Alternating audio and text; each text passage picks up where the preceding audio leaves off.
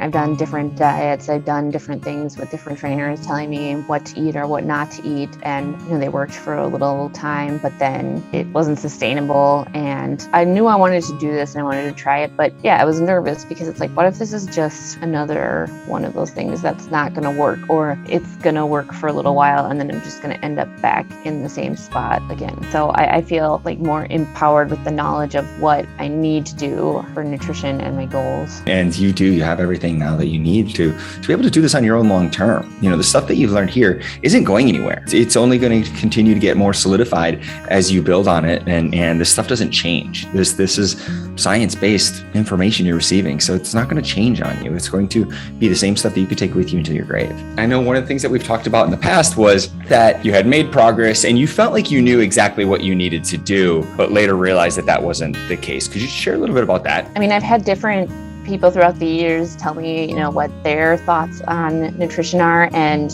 come to find out that all these things that I had learned really were just quick ways to lose weight and not sustainable ways, like eat 1,200 calories, don't have carbs. The protein sizes I was told I could have were like 3 ounces and only like 3 times a day and stuff. So really underestimating the importance of protein. But like with tracking food, one of the reasons I didn't want to do it when I started this program was because I was like, I don't want to try to make 1,200 calories fit into a box again. Come to find out 1,200 calories is nothing we would ever go near, and that was a totally wrong approach. So what was the result when you implemented those strategies, when you tried those quick tips, the quick weight loss, that kind of stuff? It worked initially, but I would say I was probably more exhausted a lot throughout of that, not having enough nourishment. And then obviously after it got to a point where it was too much just to do anymore, then it went back the other way and I just gained weight back. So the progress that you worked so hard for was short-lived every time. Yeah. And the situation that you had before coming into coaching is something that a lot of women experience. And, I think you've now realized that you're not alone in that process.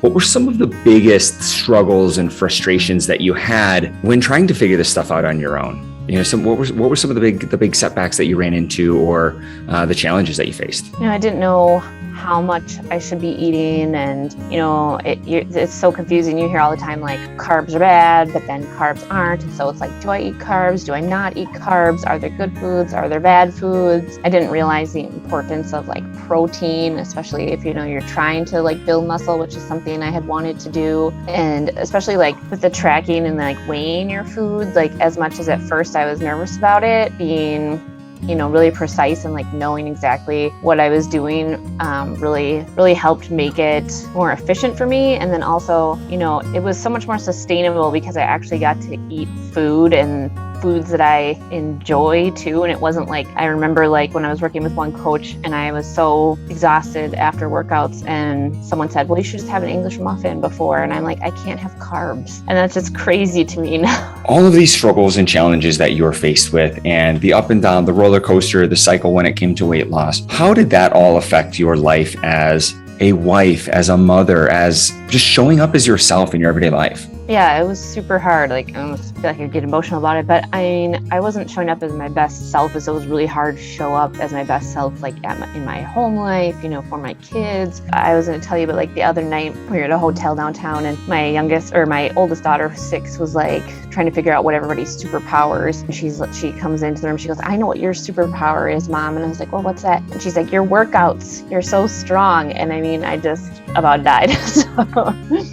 Gosh, she wouldn't have said that about me before, like in the old me. I remember like when I was originally tracking just to see where we were at, and I was in like the 1,500 range or something, you said we should come up from that, and that would still be in a deficit. And I thought you were crazy, and I thought a lot of things we did at first were like crazy. I was like, okay, I'm gonna do this, I'm gonna roll with it. Come to find out that all these things were not crazy, and they were for a reason. And just learning about like calorie deficits and maintenance and all of that stuff, all the nutrition stuff has just blown my mind. So thinking about others who were in the same position that you were in before joining the program, what would you tell them if someone said, Tessa, I'm really on the fence about this, and I'm not sure if it's for me, not really sure if it'll work for me, not really sure what I should do? What would you tell that person? I just remember commenting in like a Facebook Live, like just jump in with both feet. Kind of like what I did, like, because because I remember thinking some of the stuff that you told me, I was like, this guy is crazy. Like, because I was like, I don't want to track, I don't want to measure, I don't want to do some of these things. Like, why am I doing